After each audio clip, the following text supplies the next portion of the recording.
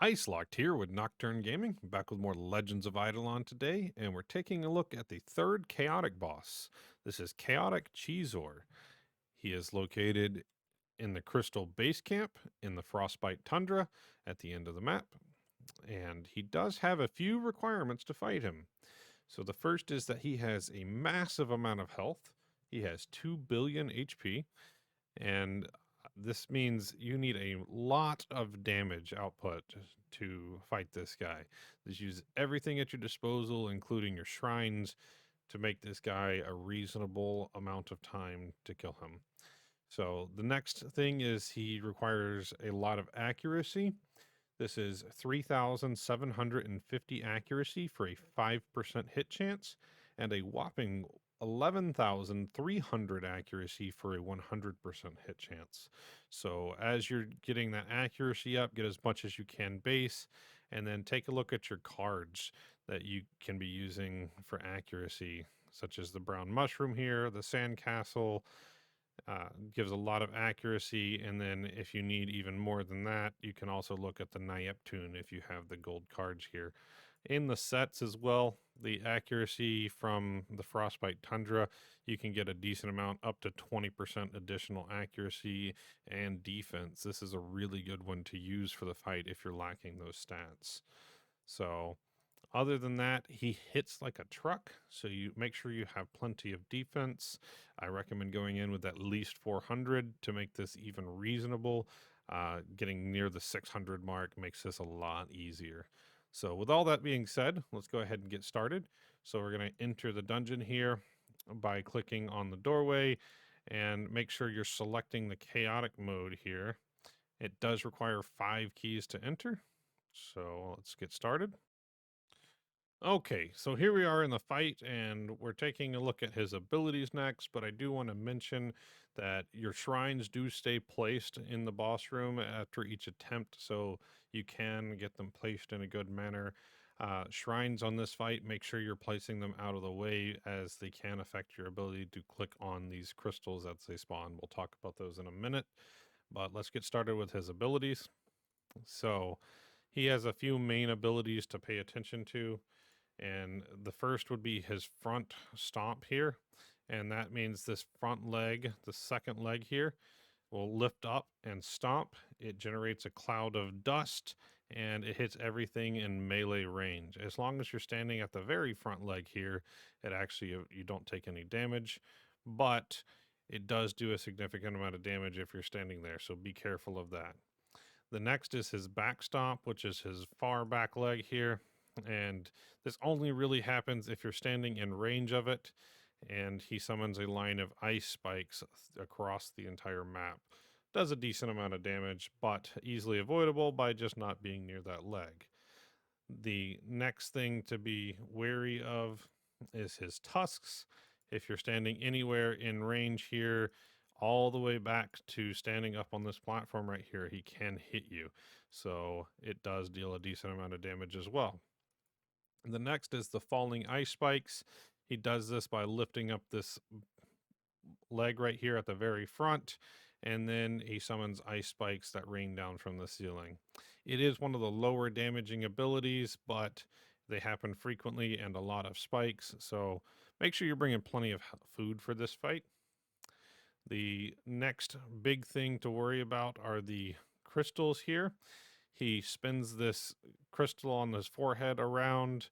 That is the telegraph, and then these crystals spawn. There's 5 to 6 of them that spawn every time, and they spawn every 30 seconds or so after they spawn initially. This means, including the time it takes you to kill it, he can then summon another set of crystals. So make sure you're bringing enough damage to one-shot these, otherwise this fight becomes really painful as you spend more time actually killing the crystals than you do fighting the boss. So those are the main abilities he has. Again, a ton of damage is needed to kill this guy. With the stats that I have, I'll show you real quick.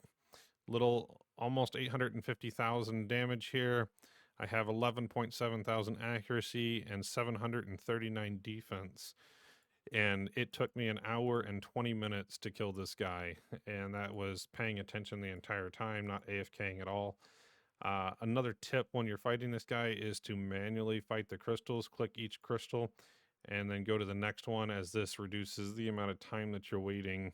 If you auto attack here, your character actually waits until he's able to swing again before he moves. So you can reduce the time by simply manually clicking it, and that lets you do as much damage as possible to his legs before he summons the crystals again. Again, every 30 seconds he's spawning another 5 or 6 crystals. So another tip is when you're fighting, using any abilities that it hits farther out can damage multiple legs. So like my axe is hitting this back leg here. The wizard's tornado can actually hit 2 or 3 legs and multiple times. Just things like that to keep in mind to increase your damage output when you're fighting this guy, as well as the Maestro's coin toss. It can actually bounce between the 2 legs and hit 2 or 3 times for every coin that you toss out. So there's a lot of ways to speed this up, but in the interest of time here, we're going to keep fighting this boss, and I'm going to skip ahead till we got about 25% left, and then create a little time lapse so that you can see some of the boss fight without taking up too much of your time. But we'll be back in just a minute.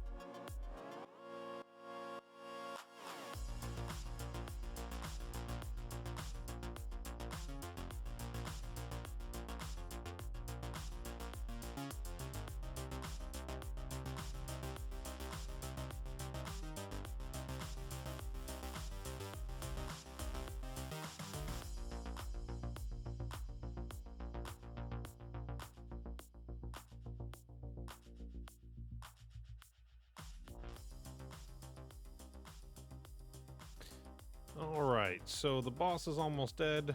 Gonna kill these last few crystals here and then finish him off. So it should take just a minute here.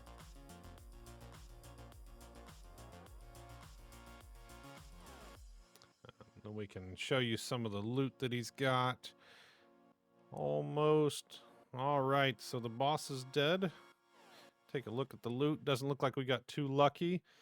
But the main drops that he's got is the Cheezor Spike here, which is used to craft his armor from the World 3 merits and the tasks. He has a chance to drop the distilled water or the statues.